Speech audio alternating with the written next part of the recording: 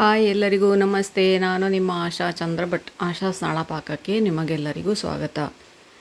ನಾವು ಹೋಟ್ಲಲ್ಲಿ north Indian order ಮಾಡುವಾಗ ಆರ್ಡ್ರ್ ಮಾಡ್ತೇವೆ. ಅದನ್ನು ಇವತ್ತು ಮನೆಯಲ್ಲಿ ಹೇಗೆ ಸುಲಭವಾಗಿ ಮಾಡಿಕೊಳ್ಬೋದು ಅಂತ ಹೇಳೋದನ್ನು ನಾನಿವತ್ತು ಹೇಳಿಕೊಡ್ತಾ ಇದ್ದೇನೆ. ಹೋಟೆಲಲ್ಲಿ ಸಿಗುವ ರುಚಿಯಲ್ಲಿ ಅದೇ ಥರ ಸಾಫ್ಟಾಗಿ ಮನೆಯಲ್ಲಿ ಕೂಡ ನಾವು ಸುಲಭವಾಗಿ ಮಾಡಿಕೊಳ್ಬೋದು. ಅದನ್ನು ಇವತ್ತು ಹೇಗೆ ಮಾಡೋದು ಅಂತೇಳಿ ನೋಡುವ ಸ್ನೇಹಿತರೆ. ಮೊದಲಿಗೊಂದು ದೊಡ್ಡ ಅಗಲ ಇರುವಂತಹ ಪಾತ್ರೆಯನ್ನು ತಗೊಳ್ಳಿ.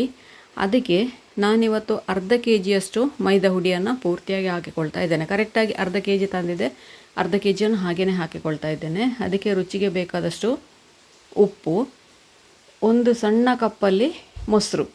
ಎಷ್ಟು ಮೊಸರು ಹಾಕ್ಕೊಂಡಿದ್ದೇವೆ ಅಷ್ಟೇ ಹಾಲು, ಅಂದರೆ ಎರಡು ಒಟ್ಟಿಗೆ 1 ಕಪ್ಪಷ್ಟು, ಅರ್ಧ ಕಪ್ಪಷ್ಟು ಮೊಸರು ಹಾಗೂ ಅರ್ಧ ಕಪ್ಪಷ್ಟು ಹಾಲು. ಇವಿಷ್ಟನ್ನು ಹಾಕ್ಕೊಂಡು ಮೊದಲಿಗೆ ಅದನ್ನು ಚೆನ್ನಾಗಿ ಮಿಕ್ಸ್ ಮಾಡಿಕೊಳ್ಬೇಕು. ಮಿಕ್ಸ್ ಮಾಡಿಕೊಳ್ಳುವಾಗ ಕೂಡ ಹಾಗೆ ಅದು ಗಂಟುಗಳಿಲ್ಲದ ಹಾಗೆ ಕೈಯಲ್ಲಿ ಮುದ್ದೆ ಕಟ್ಟಲಿಕ್ಕೆ ಬರುವ ಹಾಗೆ ಅದನ್ನು ಮಿಕ್ಸ್ ಮಾಡಿಕೊಳ್ಬೇಕು. ಅಂದರೆ ಹಾಲು ಮತ್ತು ಮೊಸರಲ್ಲಿ ಸರಿಯಾಗಿ ಮೊದಲಿಗೆ ಮಿಕ್ಸ್ ಮಾಡಿಕೊಂಡು ಅದು ಮುದ್ದೆ ಆಗಲಿಲ್ಲ ಅಂತಾದರೆ ಮತ್ತು ಒಂದು ಸ್ವಲ್ಪ ಹಾಲನ್ನೇ ಹಾಕಿಕೊಳ್ಬೇಕು.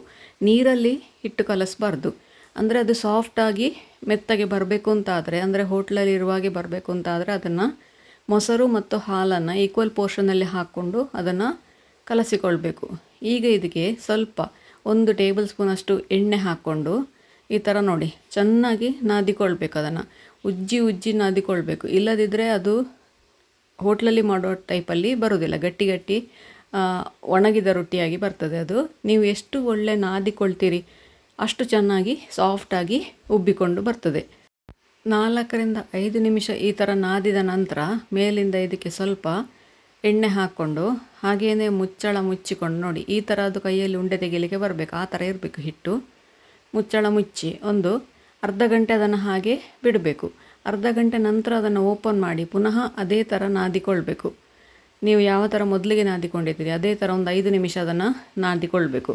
ನೀವು ಎಷ್ಟು ನಾದ್ತೀರಿ ಅಷ್ಟು ಸಾಫ್ಟಾಗಿ ಉಬ್ಬಿಕೊಂಡು ಬರ್ತದೆ ಅದು. ಇಲ್ಲಾಂತಾದರೆ ಗಟ್ಟಿ ಗಟ್ಟಿ ರೊಟ್ಟಿ ಆಗ್ತದೆ. ಬದಲು ಅದು ರೋಟಿ ಆಗ್ತದೆ ಅಷ್ಟೇ. ಇನ್ನೀಗ ಇದನ್ನು ನಿಮಗೆ ಎಷ್ಟು ದೊಡ್ಡ ಉಂಡೆ ಬೇಕೋ ಅಷ್ಟು ದೊಡ್ಡ ಉಂಡೆಗಳನ್ನಾಗಿ ಮಾಡಿ ಇಟ್ಕೊಂಡು, ಅಂದರೆ ನೀವು ಎಷ್ಟು ದೊಡ್ಡ ಮಾಡ್ತೀರಿ ಅಷ್ಟು ದೊಡ್ಡ ಉಂಡೆ ಮಾಡಿದರೆ ಆಯಿತು. ಇದರಲ್ಲೇ ಈಗ ನೀವು ಬಟರ್ ನಾನ್ ಮಾಡ್ಬೋದು, ಗಾರ್ಲಿಕ್ ನಾನ್ ಮಾಡ್ಬೋದು, ಹಾಗೆ ಎಳ್ಳು ಹಾಗೂ ಕೊತ್ತಂಬರಿ ಸೊಪ್ಪು ಹಾಕ್ಕೊಂಡು ಪ್ಲೇನ್ ನಾನ್ ಕೂಡ ಮಾಡಿಕೊಳ್ಬೋದು. ಇದನ್ನು ತುಂಬ ತೆಳ್ಳಗೆ ಲಟ್ಟಿಸ್ಲಿಕ್ಕಿಲ್ಲ, ಸ್ವಲ್ಪ ಇದು ದಪ್ಪವಾಗಿಯೇ ಇರ್ತದೆ. ಹೀಗೆ ನೋಡಿ, ಅಂದರೆ ಈ ಥರ ಉದ್ದವಾಗಿ ಇರಬೇಕು. ಅದು ಈ ಥರ ಉದ್ದಕ್ಕೆ ಮಾಡಿಕೊಂಡು ಮೇಲಿಂದ ಒಂದು ಸ್ವಲ್ಪ ಕಲೋಂಜಿ ಅಂದರೆ ಕರಿ ಜೀರಿಗೆ ಹಾಕ್ಕೊಂಡು ಸ್ವಲ್ಪ ಕೊತ್ತಂಬರಿ ಸೊಪ್ಪು ಹಾಕ್ಕೊಂಡು ಹಾಗೆಯೇ ನೀವು ಅದನ್ನು ಒಂದು ಸೈಡಿಗೆ ಒಂಚೂರು ನೀರು ಉಜ್ಜಿಕೊಂಡು, ಮೇಗಿನ ಸೈಡಿನ ನೀರು ಉಜ್ಜಿಕೊಂಡು ನೋಡಿ ತವ ಬಿಸಿಯಾಗಿರಬೇಕು. ಅದರ ಮೇಲೆ ಈ ಥರ ಹಾಕಿ ಅಂಟಿಸಿಬಿಟ್ರೆ ಆಯ್ತು. ಅದು ಸರಿಯಾಗಿ ಅಂಟಿಕೊಳ್ಬೇಕು. ತವದಲ್ಲಿ ಎಣ್ಣೆ ಪಸೆ ಇರಬಾರ್ದು. ಎಣ್ಣೆ ಪಸೆ ಇದ್ದರೆ ಅದು ಅಂಟಿಕೊಳ್ಳೋದಿಲ್ಲ. ಈ ಥರ ಸರಿಯಾಗಿ ಅಂಟಿಕೊಳ್ಬೇಕದು. ಈಗ ಇದನ್ನು ಒಲೆಯ ಮೇಲೆ ಇಟ್ಕೊಂಡು ಅಡಿಭಾಗದಲ್ಲಿ ಮಾತ್ರ ಬೇಯಿಸ್ಕೊಳ್ಳಿಕ್ಕಿರೋದು. ನೋಡಿ ಅದು ಈ ಥರ ನೋಡ್ತಾ ಇರಿ ಅದನ್ನು. ಅದರ ಮೇಲಿಂದ ಸಣ್ಣ ಸಣ್ಣ ಗುಳ್ಳೆಗಳು ಏಳಲಿಕ್ಕೆ ಸ್ಟಾರ್ಟ್ ಆಗ್ತದೆ. ಆ ಗುಳ್ಳೆಗಳು ಎದ್ದಾಗ ಅದನ್ನು ಹಾಗೆಯೇ ತಿರುಗಿಸಿ ಒಲೆಯ ಮೇಲೆ ಇಟ್ಟು ತಂದೂರಿ ಒಲೆಯಲ್ಲಿ ಬೇಯಿಸಿದ ಹಾಗೆ ಅದೇ ರುಚಿಯಾಗೋ ಅದೇ ಪರಿಮಳ ಬರ್ತದೆ. ನೋಡಿ ಗುಳ್ಳೆ ಬರಲಿಕ್ಕೆ ಸ್ಟಾರ್ಟ್ ಆಯ್ತದೆ. ಈಗ ಅದನ್ನು ತವವನ್ನೇ ನೀವು ಒಲೆಯ ಮೇಲೆ ತಿರುಗಿಸಿಕೊಳ್ಬೇಕು. ರೋಟಿಯನ್ನಲ್ಲ, ರೋಟಿ ಅಡಿ ಸೈಡಲ್ಲಿ ತವದಲ್ಲಿ ಬೇಯ್ತಾ ಇರ್ತದೆ ಅದು. ಅದನ್ನೇ ಅಲ್ಲಿಗೆ ಜಸ್ಟ್ ಫ್ಲಿಪ್ ಮಾಡಿ ನೋಡಿ ಈ ಥರ. ಅದು ಕೆಳಗೆ ಬೀಳುವುದಿಲ್ಲ, ಯಾಕೆಂದರೆ ನಾವು ಅದನ್ನು ಅಡಿಭಾಗದಲ್ಲಿ ನೀರು ಹಾಕಿ ತವಕ್ಕೆ ಅಂಟಿಸಿರ್ತೇವೆ. ಹಾಗಾಗಿ ಈ ಥರ ನೋಡಿ ಗ್ಯಾಸಿನ ಒಲೆಗೆ ಡೈರೆಕ್ಟಾಗಿ ಹಿಡಿಬೇಕು.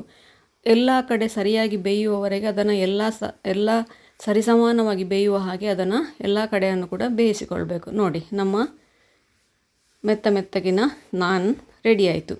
ಇದಕ್ಕೆ ಈಗ ಮೇಲಿಂದ ಬಟರ್ ನಾನ್ ಬೇಕು ಅಂತಾದರೆ ಬೆಣ್ಣೆ ಹಚ್ಚಿದ್ರೆ ಆಯಿತು, ಇಲ್ಲ ತುಪ್ಪ ಬೇಕು ಅಂತಾದರೆ ತುಪ್ಪ, ಪ್ಲೇನ್ ನಾನ್ ಅಂತಾದರೆ ಪ್ಲೇನ್ ನಾನ್ ಮಾಡಿಕೊಂಡ್ರೆ ಆಯಿತು.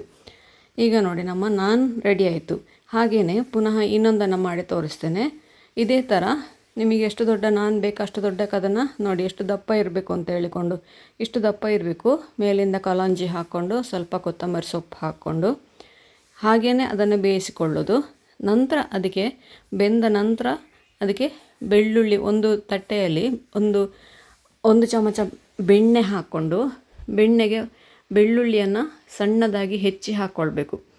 ಹೆಚ್ಚಿ ಹಾಕಿ ಇಟ್ಕೊಂಡು ನಾವು ನಾನು ಹೇಗೆ ಬೇಯಿಸ್ಕೊಂಡಿದ್ದೇವೆ ಅದೇ ಥರ ಇದನ್ನು ಕೂಡ ಬೇಯಿಸ್ಕೊಂಡು, ಇದಕ್ಕೆ ಬೇಯುವ ಮೊದಲು ಎಂತ ಹಚ್ಚಲಿಕ್ಕಿಲ್ಲ, ಹಾಗೆ ಡ್ರೈ ಆಗಿಯೇ ಬೇಯಿಸ್ಕೊಳ್ಳೋದು. ಅದನ್ನು ಮೊದಲೇ ಹಚ್ಚಿಕೊಂಡ್ರೆ ಗ್ಯಾಸ್ ಬೆಂಕಿ ಉರಿ ಹಿಡಿಬೋದು ಬೆಣ್ಣೆ ಅಥವಾ ಎಣ್ಣೆಗೆ. ಹಾಗಾಗಿ ಮೊದಲಿಗೆ ನೋಡಿ ಅದು ಹೇಗೆ ಉಬ್ಬಿ ಬರ್ತದೆ ಅಂತ ಹೇಳಿಕೊಂಡು ಚೆನ್ನಾಗಿ ಅದು ಬೆಂದ ನಂತರವೇ ಅದಕ್ಕೆ ನಿಮಗೆ ಬಟರ್ ನಾನ, ತುಪ್ಪದ ನಾನ ಅಥವಾ ಗಾರ್ಲಿಕ್ ನಾನ, ನಿಮಗೆ ಎಂಥ ನಾನ್ ಬೇಕೋ ಅದನ್ನು ಹಚ್ಚಿಕೊಂಡ್ರೆ ಆಯಿತು. ನೋಡಿ ಇದೀಗ ರೆಡಿ ಆಯಿತು. ಇದನ್ನೀಗ ಒಂದು ಪ್ಲೇಟಿಗೆ ಹಾಕ್ಕೊಂಡು ನೋಡಿ, ಈ ಥರ ಹಪ್ಪಳ ಎಬ್ಬಿಸುವಂಥ ಹಪ್ಪಳ ನಾವು ಬಿಸಿ ಮಾಡುವಂತಹ ಸೌಟಲ್ಲೇ ತೆಗಿಲಿಕ್ಕೆ ಬರ್ತದೆ ಅದು. ನಾನು ಇದಕ್ಕೆ ರಾಜ್ಮಾ ಮಾಡಿಕೊಂಡಿದ್ದೇನೆ ಇವತ್ತು, ಅದನ್ನು ಹಾಕಿ ಸರ್ವ್ ಮಾಡ್ತಾ ಇದ್ದೇನೆ. ಇದು ಬೆಣ್ಣೆಯನ್ನು ನೀರು ಮಾಡಿ ಇಟ್ಕೊಂಡಿದ್ದೇನೆ ನಾನು.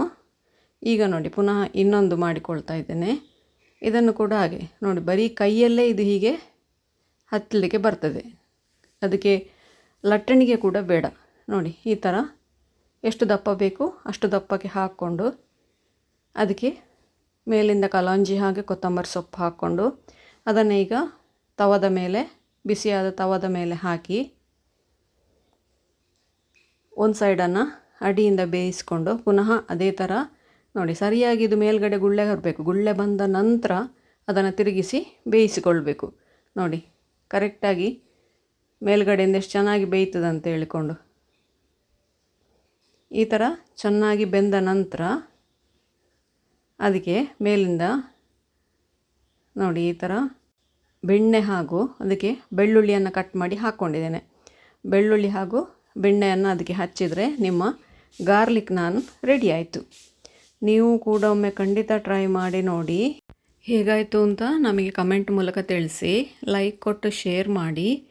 ನೀವು ಇನ್ನೂ ನಮ್ಮ ಚಾನಲನ್ನು ಸಬ್ಸ್ಕ್ರೈಬ್ ಮಾಡ್ಕೊಳ್ಳಿಲ್ಲ, ಸಬ್ಸ್ಕ್ರೈಬ್ ಮಾಡಿಕೊಂಡು ಪಕ್ಕದಲ್ಲೇ ಇರೋ ಬೆಲ್ ಐಕಾನ್ ಒತ್ತಿ ನಮ್ಮನ್ನು ಸಪೋರ್ಟ್ ಮಾಡಿ. ಮುಂದಿನ ವಿಡಿಯೋದಲ್ಲಿ ಇನ್ನೊಂದು ಹೊಸ ಅಡುಗೆಯೊಂದಿಗೆ, ಇನ್ನೊಂದು ಹೊಸ ರೆಸಿಪಿಯೊಂದಿಗೆ ಪುನಃ ನಿಮ್ಮನ್ನು ಭೇಟಿಯಾಗ್ತೇನೆ. ಧನ್ಯವಾದಗಳು.